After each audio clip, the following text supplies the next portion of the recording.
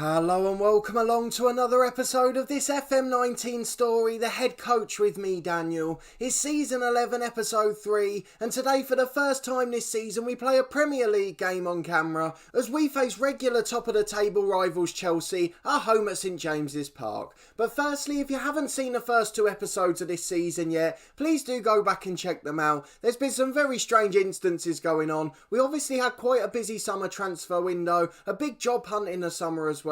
And then the last episode was just bizarre as a massive glitch hindered what should have been a brilliant occasion. But today we're going to move forward and focus on the future. For the first time we're showing a league game. We are missing 2 quite big players today though. Douglas Luiz and Lara the left winger. They're both out of our first 11. So we are going to be missing a little bit of quality today, but hopefully it won't make too much of a difference. But if we go and have a look at the schedule, you'll be able to see our season so far. Just 1 defeat in all competitions and only 1 other draw as well, so we are doing quite well, but that could all change over the next couple of games. So you were with me last time for that bizarre European Super Cup final, right in the middle of the international break. We won it 4-1 despite having an amateur keeper, as City had an amateur right back who had a shocking game. They were greyed out players playing in one of the biggest games of the season. It's a really strange instance, and a bug that didn't really allow us to enjoy the occasion quite as much as we otherwise would. But we followed that up with a lot of wins on the bounce. Firstly, a 2-0 one away at Brighton in the Premier League. Florentin Bernard finally got into goal scoring form. He scored the odd one here and there, but generally hasn't been in the best of form. A last one in stoppage time to secure the game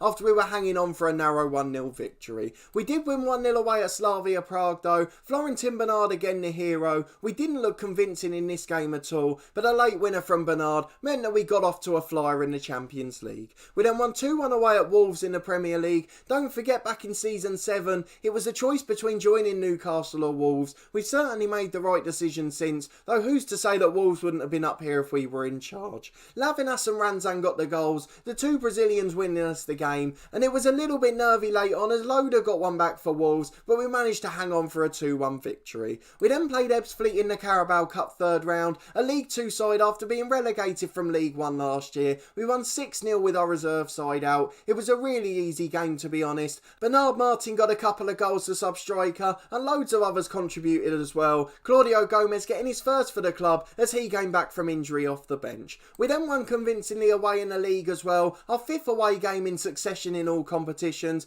3 away in a row in the league's even a bit of a surprise, so to have 5 in a row's just unfortunate. But Florentin Bernard got a brace again, Lara and Ranzan got a goal apiece, and we looked like we were flying up the table, and at that stage we'd actually reached the top. We did get held however in the next Champions League game, a 0-0 draw at home to Porto. I'm not too concerned about it, as Slavia Prague at home should be 3 points, but I was a little bit worried by our toothlessness in front of goal, and in the next game we didn't do much better. Bernard Martin nicked a goal as he started the game, and then Mauro Oliveira in stoppage time, making it look far more comfortable than it actually was. So it's going to be a big test after the international break, particularly with a couple of injuries now, to see if we can do the job at home to a big side, and then in the Champions League hold our own too. The Champions League seems to be the one that we struggle in the most, though we've got off to a better start than we did a couple of years ago, so fingers crossed we'll be able to do well and get ourselves through to the knockout stages. But let's go and look at the lineup for this game against Chelsea. They're down in 7th in the league at the moment. We could go top if we win today. We're level on points with Spurs, and a victory will take us 3 points clear, which would be a lovely position after 10 games of the season. So let's go and look. We're slight favourites for the game. We have got a bit of a weaker side out today, as we've got an injury on that left wing where there's no real backup, and we're obviously missing our holding midfielder Luiz. So let's look at the 11 we've got out. It's Machilov in goal, Pedro and Lewis are the fullbacks with Konza and Yanderson in the middle.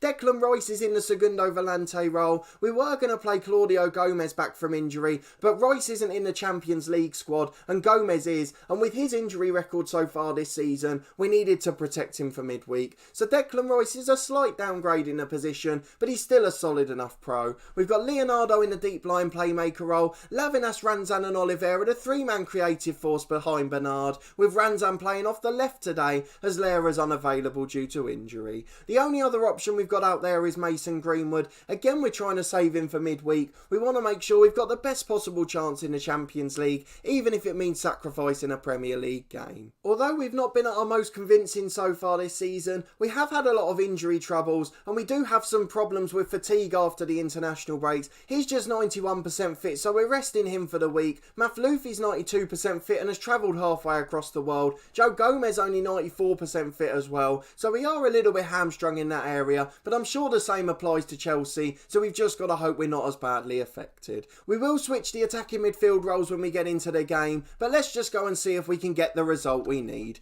Yanderson's just back from injury, so he's not quite match sharp yet, but I'm sure we'll get through the 90 today, and then we can play Mafloufi in midweek if needed. It's a 4-2-3-1 for Chelsea, and still some familiar names in their side. Phil Foden's a real life player, as is Frank Kessie, and look who they've got in goal. Our legend David Raya, he's gone there for 40 million in the summer, and he's now their first choice keeper. Hopefully we won't regret letting him go there. If he can drop one of the clangers that led to us selling him, that would be absolutely brilliant. Our director of football got good money for him, and fingers crossed he'll show he wasn't good enough today. Kieran Tierney's still in at left back for them, a Celtic youngster in real life, and then they've got loads of regens, including that left winger with a name I can't pronounce who causes us trouble. But let's go and talk to the lads, tell them to go and prove a point, as that's what Mikel Antia wants. He's very rarely wrong, to be fair to him, so we'll trust his judgment as we get into the first half. We're at home, but it's Chelsea with the kick-off. They're going back to the centre half early on, just keeping possession, and now it's with the left winger. They've got it up to their striker Krizek. A lot of names in this Chelsea team I can't pronounce, so bear with me in this game. Foden cuts the ball out wide, it's crossed in by the left winger, and the first chance goes to Chelsea, but it's headed straight into the arms of Machalov. We're back at the other end with a Lavinas free kick. He's put it over the bar. Let's go and change those roles in attacking midfield. I wasn't expecting such an action-packed first 2 minutes. Normally we just do it after that 10-second highlight. Ranzan's going to be an inside forward. We've switched Lavinas to his preferred winger role, and let's get back into it and see if we can get a foothold in the game. We're back with Chelsea on halfway. Sirigliano puts it into the left winger. He shoots. Machalov makes a brilliant save to his right, and Yanderson gets the ball away. We've not seen any highlights so far until that one, but Chelsea are dominating according to the stats, so we are just going to drop to a balanced mentality to make sure we don't get overrun too much.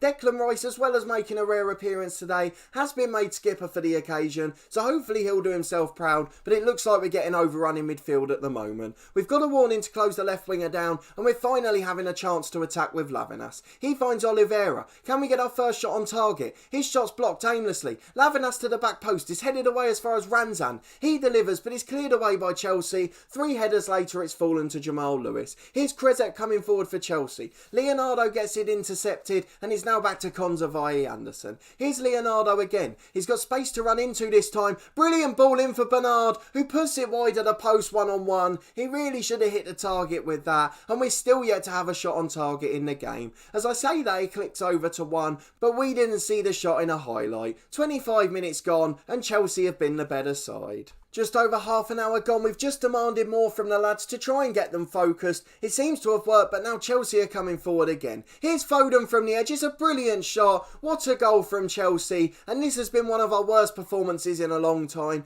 Even when we lost at home to United, we didn't get outplayed this badly. It says we've had 4 shots on target, but we haven't seen any of them. Though Lavinas rattles the crossbar from a free kick. Our best chance of the match so far. 10 minutes to the break, and I couldn't be much more disappointed with the performance. It's Lavinas again with a free kick, this time an in-swinging position. Again a poor effort, straight into the wall, and it's behind for a corner, which Lavinas will in-swing himself. Here it comes into the front post. Ranzan loses out in the air, but it's a corner again. We're finally starting to get some pressure on Chelsea. We've had more shots according to the stats, but we haven't seen too many of them here, and we certainly haven't really troubled Raya, who manages to hold his crosses for Chelsea. Didn't do that so well for us last year, which is the reason we'd let him go, and our director of football got a brilliant deal for him. Unfortunately, he's doing well today though. Oliveira has a shot straight at him from 25 yards, and it looks like we're going to be behind at the break after a really disappointing performance. You can see there a few of the lads are anxious. As soon as we're in a position to get to the top of the league, we always seem to bottle it, and it's one of the reasons I want to go to an elite club where they have that actual winning mentality. Let's talk to the lads then. Mikel Antia wants us to tell him he's disappointed. We're going to tell him to show a bit of desire. His team talk at the start of the game didn't work, but we're certainly in agreement at half time as Leonardo comes forward early in the second half. Ranzan gets it out to Lavinas. Can he run at the defence? He can, but again we're just panicking. We're trying to cross and shoot from ridiculous angles, and we're just hitting them straight into the path of the defenders. They're easy to block, they're easy to deal with, and we don't look like scoring at all. It's a free kick on the left hand side, a really dangerous dangerous position for Lavinas. Bernard heads it back in, but it's brilliantly saved. Bernard the second time, and Raya again with a fantastic stop. Why wasn't he doing this for us when we were in the biggest games? He certainly got that winning mentality, and maybe it is just the club. Kessie gets the ball away from the corner, and the highlight ends with Chelsea still leading. We're only 10 minutes into the second half, but I'm going to go and make the triple substitution. There's 3 players that are anxious, and they're ones that won't always start. Pedro's going to be replaced by Gomez, the first choice right back. Leonardo replaced by Gilmour, the former Chelsea man, and then Ranzan back into his preferred role in the middle, with Mason Greenwood coming on the left. Let's get back into the game and see if the 3 new lads can make the difference. 25 minutes to go, it's a throw on the right for Gomez. He finds Valdir Ranzan, who switches it to Lewis. Can we create a clear-cut chance as Greenwood gets the ball on the left? He cuts it inside to Gilmour. A draw wouldn't be a bad result at this stage, would still put us top of the league, but as we say that, Gilmour's underhit the pass and Declan Rice loses the challenge. He does brilliantly to track back and win it though, as Machilov finds Konza. We're under a bit of pressure back there, but it's a lovely switch to the left. Here's Greenwood to Gilmour.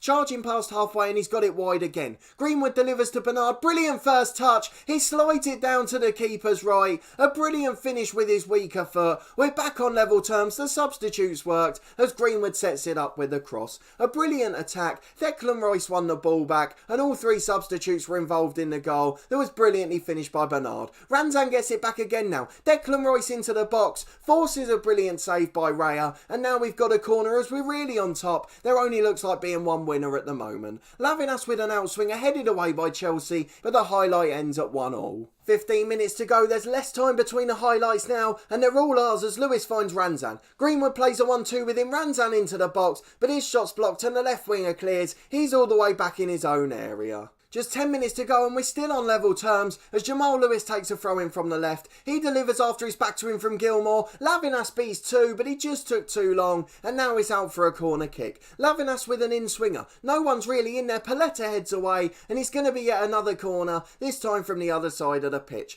Can we get that one delivery right? There's plenty of men in there, but it's an awful corner. Straight at that same centre half again and it's back out to Lavinas a second time. A really poor delivery again. He's been absolutely awful in this game, but we haven't had enough substitutions or we would have made 4 or 5. Joe Gomez gets on the end of an overhit cross and with 5 to go Chelsea are starting to threaten again. Declan Rice wins it back on halfway though. He finds Gilmour and out to Lavinas. Beats his fullback brilliantly this time. Greenwood heads it into the path of Raya, who deals with it easily and holds on at the first attempt. 5 minutes to go, we're going to tell the lads to push forward. We really want them to go for a goal. They're being frustrated by the feedback and I'm not quite sure why. Valdir Ranzan's not had a good game and Greenwood's come on and made a difference, but his winger on the other side, Lavinas, has been poor. Here's Ranzan inside to Greenwood. One more chance to get the goal into Bernard. Poor effort straight at Raya and it remains 1-1 as we go into stoppage time. We've got another chance with Gomez though. He finds Declan Rice who's challenged. It's fallen nicely for Ranzan though. Shoots from 25 yards. It's greedy, it's awful, it's behind for a goal kick and he's had a really terrible game.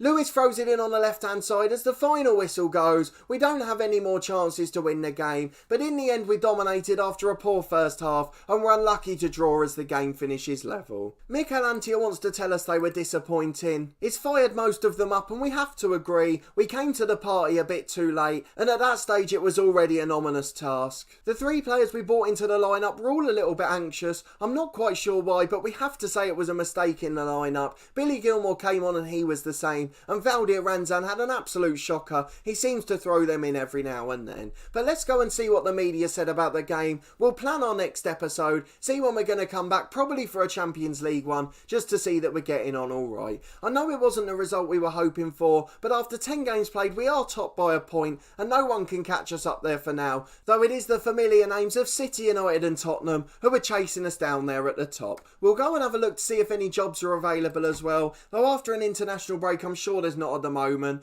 Phil Foden scored a brilliant goal for Chelsea, but Florentin Bernard did enough for us. We'll deal with the press conference off camera in a minute, as it's not something we need to worry about too much for now, but let's go and have a look at the job centre first, just to see if there's any big ones going, or if any have ticked over to insecure yet. You never know at this stage of the season. So I think the biggest job that's become insecure is Villarreal. They're a 4-star side in La Liga, but they're bottom of the the league at the moment, and that wouldn't be a realistic move from Newcastle, so we're just going to wait it out for now. None of the other jobs have become insecure yet, but I'm sure it's just a matter of time, as we're 6 or 7 games into the season in Italy and Spain. As they play a few more and get to 10, I'm sure a couple more will become available. We've got another message in the inbox. That's just the press conference I've ignored. Let's go to the schedule and see when we'll next be back. We'll have a little look at the dynamic screen before we leave this episode as well, just so you can see how we're getting along there. So we're going to go and play the 2 games against Dortmund off camera and the Slavia Prague one. So we'll come back for the game against Porto in 2 months' time. There's not too many league games in between.